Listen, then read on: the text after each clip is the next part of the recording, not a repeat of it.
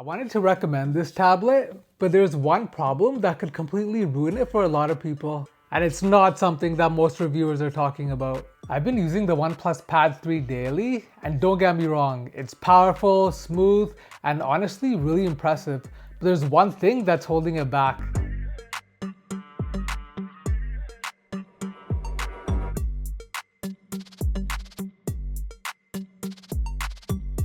The biggest problem with the OnePlus Pad 3 is the Android tablet app optimization. And this is bigger than just OnePlus. It affects all Android tablets, but this affects this tablet a lot. And I'll explain why this is a problem. So unfortunately, many apps are still designed for phones, and some apps don't scale properly on a 13.2-inch display. So as a result, you get stretched layouts, you get a lot of wasted space, and certain apps don't fully support multitasking. So what does this actually mean for you? The answer: apps don't look as clean as on an iPad. Productivity feels less polished, and you're not fully using this gorgeous huge display. The problem is that you're paying for a big, beautiful screen, but not every app is able to take advantage of this. And this leads to the second issue.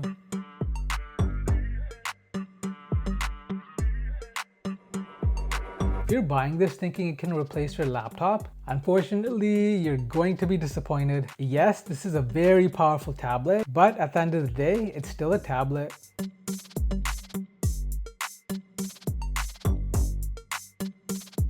And this is something people don't think about until it's too late.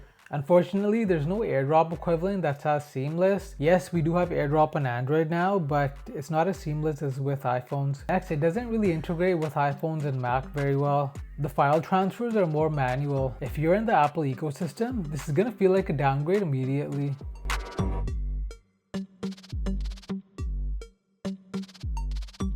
This isn't a deal breaker, but it matters depending on who you are. It still looks really good, but if you've used an OLED iPad Pro, you'll notice.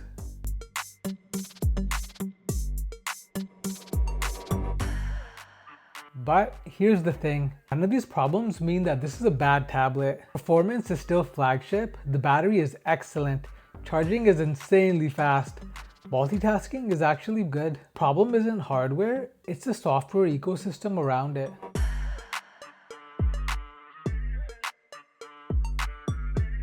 So who is this actually a problem for?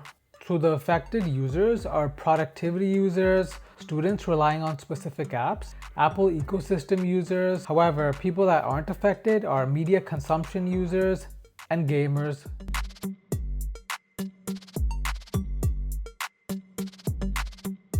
So yeah, the OnePlus Pad 3 does have a serious problem, but for most people, it won't matter. If you know what you're buying it for, this is one of the best Android tablets you can get right now. Let me know in the comments, are you deciding between this or an iPad? Thanks for watching, I'll see you guys in the next one.